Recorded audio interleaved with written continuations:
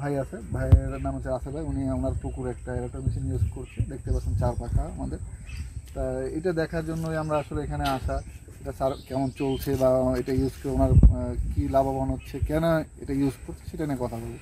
রাসেল ভাই, আসলে আপনারা এটা কেন ইউজ করছেন এবং এটা ইউজ করে আপনারা কী সুফল পাচ্ছেন যদি আমাদের একটু বলতেন।